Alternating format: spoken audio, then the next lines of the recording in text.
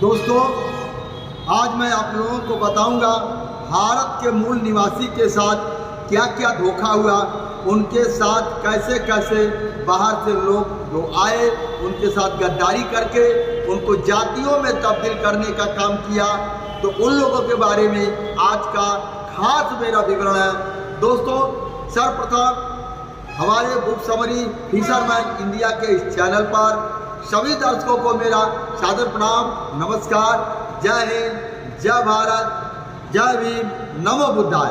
दोस्तों, आज मैं आप लोगों को वो बात बताने जा रहा हूँ जिसे जातियों में विभाजित किया गया, लोगों को अलग अलग जातियों में बांटने का कार्य विदेशी लोगों ने किया। विदेशी लोगों ने हमें और आपको भारत के मूल निवासी को अलग अलग जातियों में बांटने के लिए उन्होंने निरंतर कार्य किया। जैसे कोई चमड़े का कार्य कर रहा था, वह कोई जाति नहीं था। महात्मा बुद्ध के समय कोई जाति नहीं था, ना कोई धर्म था, ना कोई पंथ था। तो जो लोग भारत के मूल निवासी लोग चमड़े का कार्य करते थे, उस टाइम उनको चर्मकार कहा जाता था। यानी चमड़े का कार्य करने वाला, जो लोहे का कार्य करते थे उनको लोहार, जो मिट्टी का कुल्हड़ बनाते थे उनको कुम्हार। इसी तरीके से हर एक जो है लोग अलग अलग अपना व्यवसाय चलाते थे, कार्य करते थे। लेकिन जब विदेशी लोग आए भारत के अंदर, आप लोग समझ रहे होंगे कौन विदेशी लोग हैं। जब विदेशी लोग आए भारत के अंदर, उन्होंने क्या किया, हमें और आपको जातियों में तब्दील कर दिया। जैसे कोई चमड़े का कार्य कर दिया तो वो चमार है, लोहार भाई चमार के घर खाना नहीं खाना चाहिए।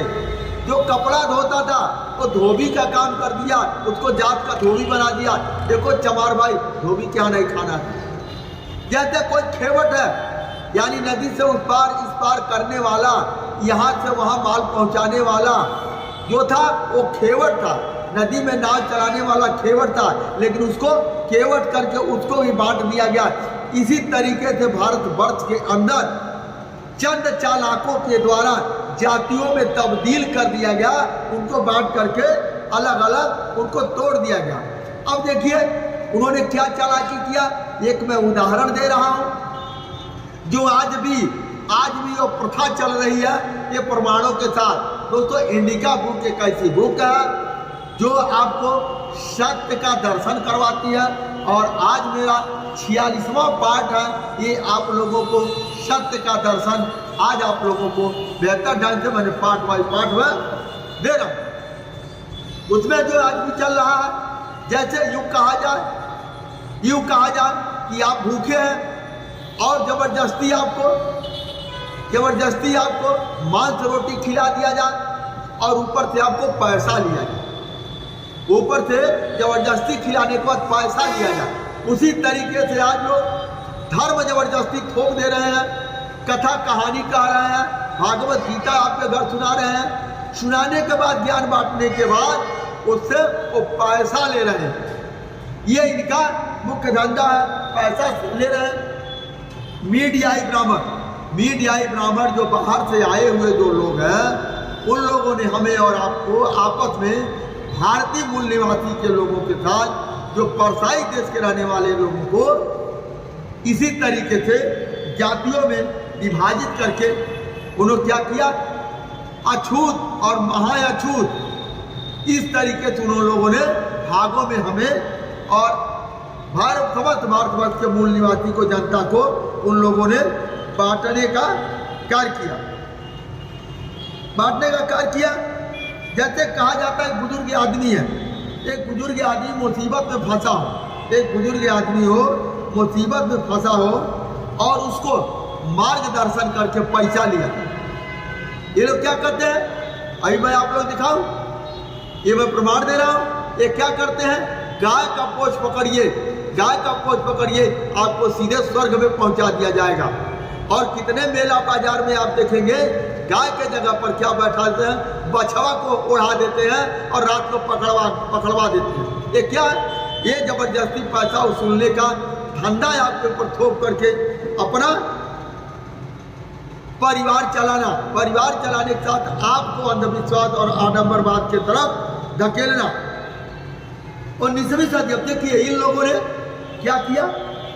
मैं तो धन्यवाद मनाऊंगा जो विदेशी लेखक जो लोगों ने हैं, उन्होंने जब भारत के सिंधु घाटी की सभ्यता की खुदाई किया, सिंधु घाटी की सभ्यता की खुदाई किया, तो उसमें तमाम सारे जो चीज मिले, शिलालेख मिले, उसके अनुसार उन लोगों ने प्रमाण के साथ सही इतिहास बताया।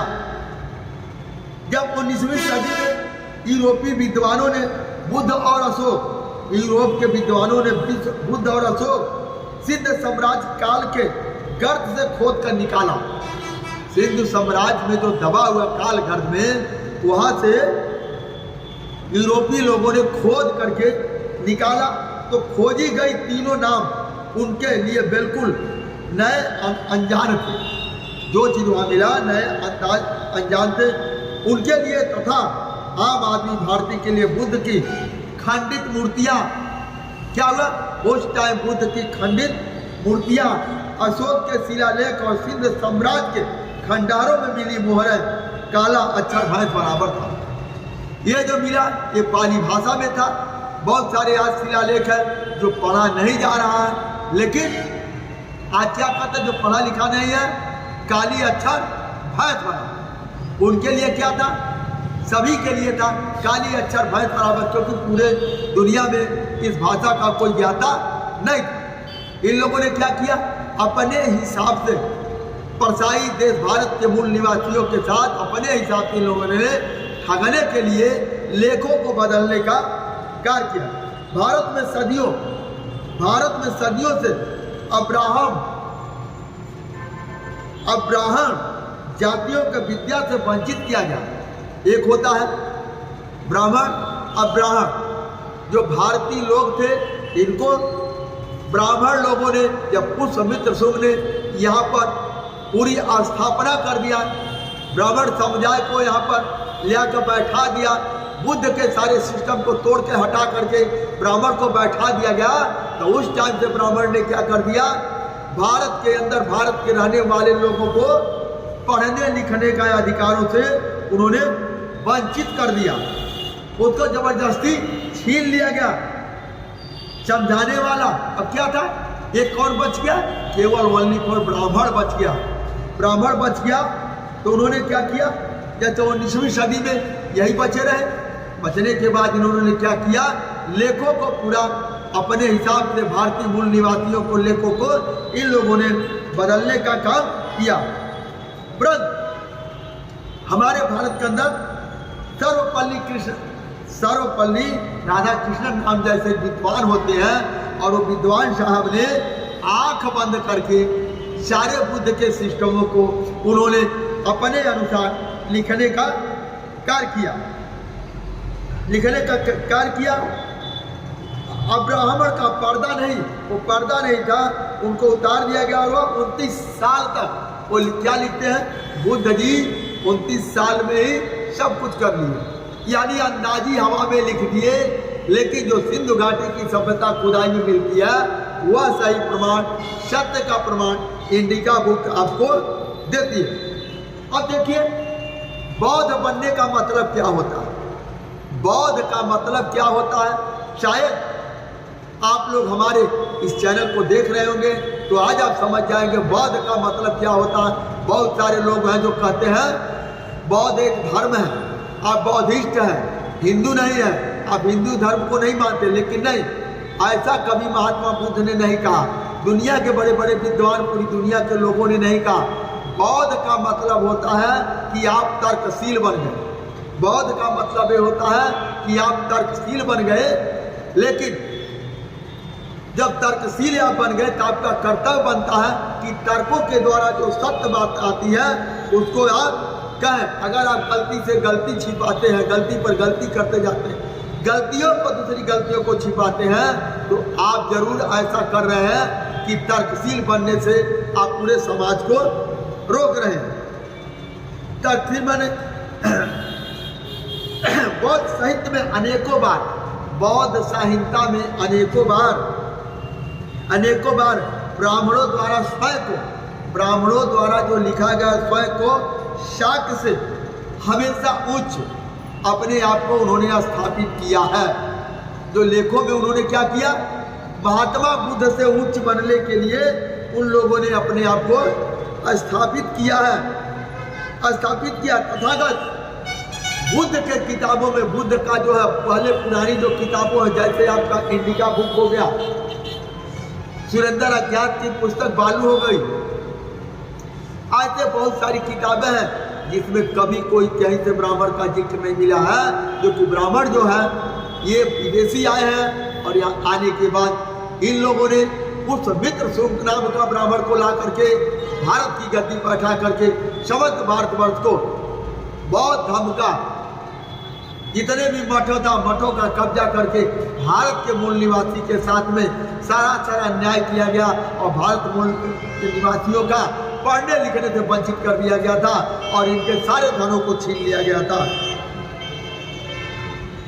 ब्राह्मण वंशी लोग स्वयं को बाकी लोगों से उच्च अपने आप को उन्होंने घोषित किया। अर्थात श्रवण जो लोग थे वो मान रहे थे कि ब्राह्मण उच्च नहीं है। भारत के मूल निवासी लोग कहते थे ब्राह्मण उच्च नहीं है। जैसे कि मैं जिस खानदान से हूँ मेरे बाबा दादा परदादा कभी ब्राह्मण का छुआ हुआ पानी नहीं पीते थे, कभी उन्होंने ऐसा नहीं किया, कभी मैंने ऐसा नहीं देखा। वह लोग ये लगातार लड़ाइयाँ चलती रहती थी, वो कहते थे मैं ऊँच हूँ, एक कहते थे मैं ऊँच।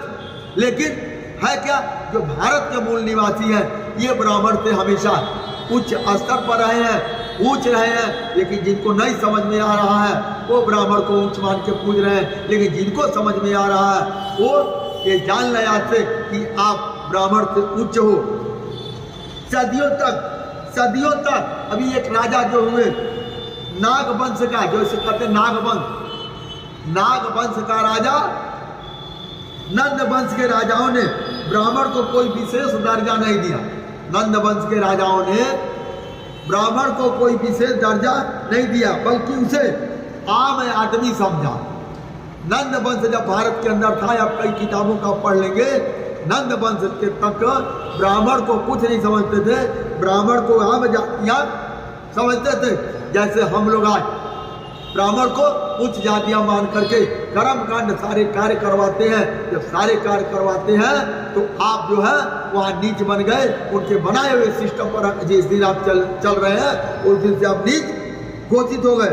जो इंडिका बुक में मौर्य काल, चंद्रगुप्त मौर्य काल के मैगस्थीन ने जो लिखा है वो सत्यों पर आधारित लिखा है और कहते हैं जो प्रत्यक्ष है उसको प्रमाण की आवश्यकता नहीं है।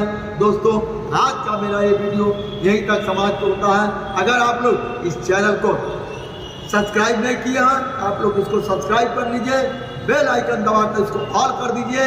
और मैं आप लोगों से रिक्वेस्ट करता हूँ, ये सच्चा इतिहास आप जैसे मैं आप लोगों तक पहुँचा रहा हूँ, आप लोग भी, आपका कर्तव्य बनता है भारत के तमाम मूल निवासियों को बेहतर बनाने के लिए आप लोगों का कर्तव्य बनता है जन जन तक पहुँचाना।